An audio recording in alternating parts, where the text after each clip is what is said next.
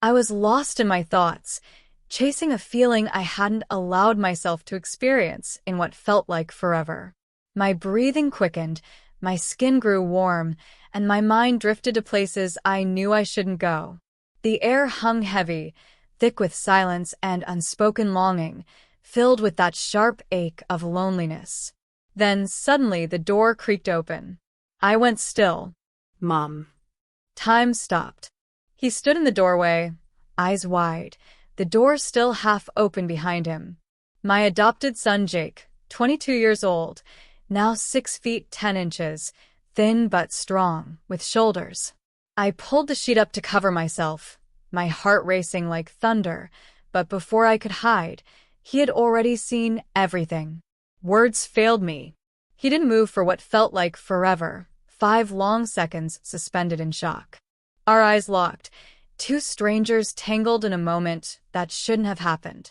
Then he spoke words I'll never forget. That's too much for one hand to handle. Need some help. What happened after that changed everything.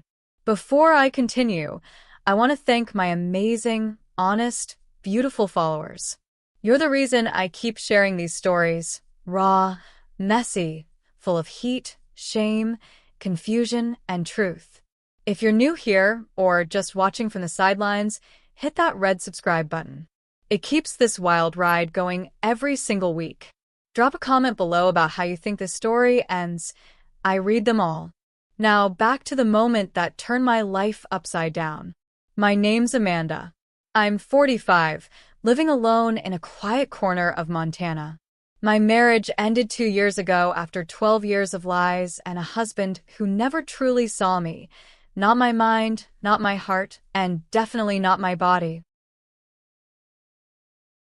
Since then, the nights have been long and empty, just echoes of what used to be.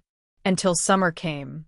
My son, Jake, called to ask if he could stay with me for a couple of months while working at a nearby warehouse. He had just finished university and wanted to find a job. I agreed without hesitation. The first few weeks felt ordinary, maybe a little awkward during breakfast, sharing groceries, exchanging small jokes. Jake was polite, quiet, always lending a hand around the house. He'd grown into a man, though in my mind, he was still that teenager who once helped me carry Christmas boxes upstairs. Then came that night. I couldn't sleep. Everything inside me ached in a way I couldn't quite name. It had been weeks since I had truly felt anything. I thought Jake was asleep. The door was locked, or so I thought. I had meant to fix that loose lock months ago, but I never did. And now, I had been seen, completely exposed, in the most private moment of my life by the one person I never thought would witness it. The rest of that night, I hid beneath the covers, every muscle tight with shame and disbelief. But the shock didn't end there. The following evening, Jake knocked on my bedroom door. Just once, softly. I hesitated, then opened it slowly, bracing myself for awkwardness and the weight of everything unspoken. Instead, he came inside, closed the door gently behind him, and said, "Mom, we need to talk about last night." My chest was pounding. My hands were cold. He sat on the edge of the bed, met my gaze, and said, "It wasn't just something I saw. It was something I felt. I want to help you if you'll let me." A heartbeat seemed to pound in the air. Jake was inches from my knees, watching me as if I were someone new. His gaze was calm, his body calm, but behind it all there was something hungry, something bold and dangerous. I sat frozen, not knowing whether to scream or cry or tell him to get out of here. But instead, I asked the only thing that made sense. "Why are you saying that?" He exhaled and said, "Because the way you touched yourself has never made me feel so warm." It woke something up inside me. I want to take care of you. My throat tightened. My heart was pounding. Part of me knew this was wrong. But another part of me, the part that had been neglected for years, was awake. I didn't see the boy anymore. I saw a man, confident, composed. But I stood up, tried to push it away. This was madness. I said, "You're my son.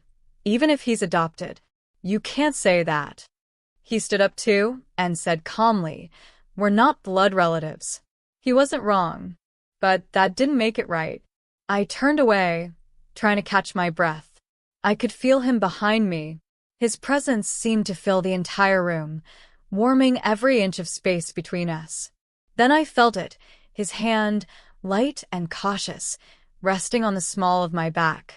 A shiver ran straight through me. I should have stepped away, but I didn't. "You don't have to be alone tonight," he whispered.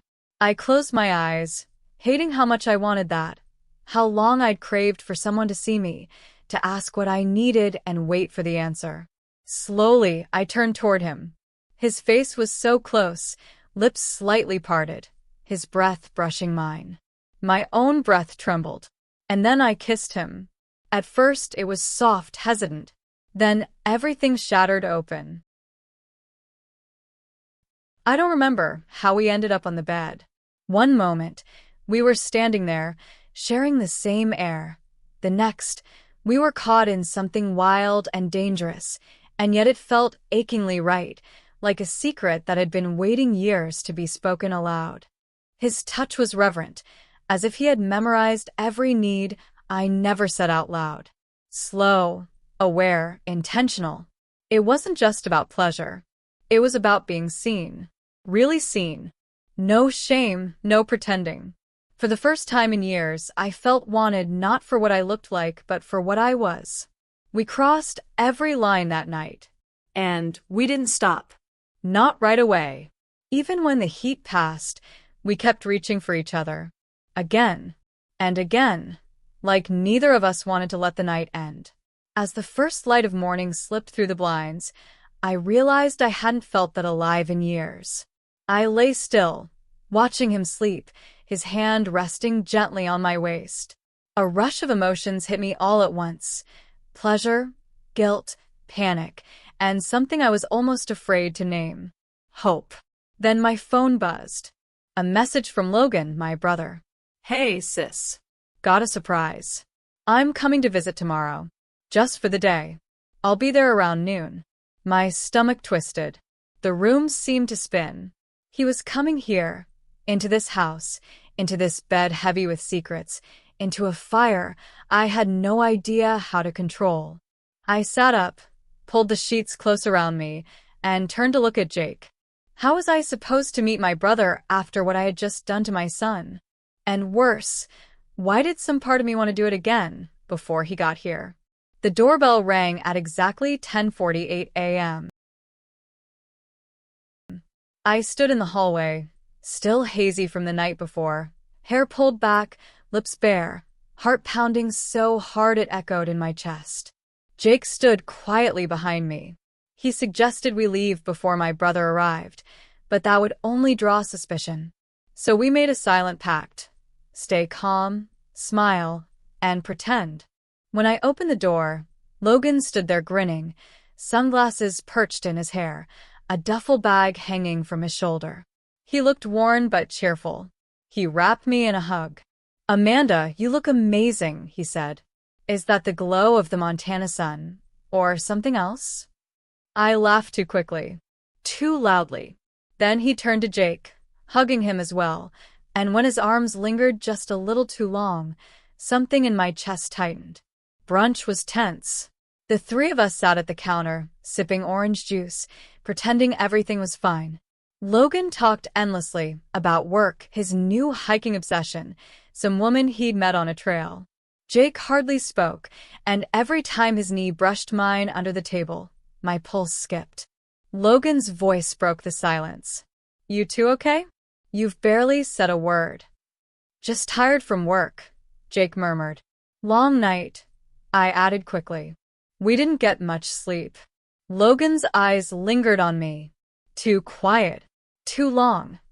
His tone was casual, but his gaze wasn't. A chill ran down my spine.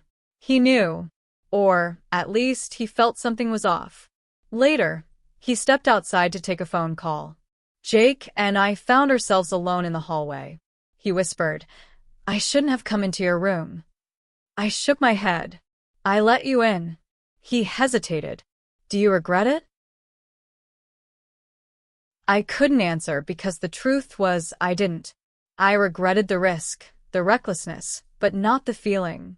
It had made me feel alive. Scene. That night, Logan went to bed early.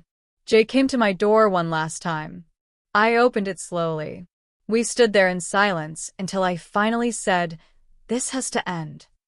His eyes were glassy but calm. "Because of him?" "No," I whispered. "Because of me."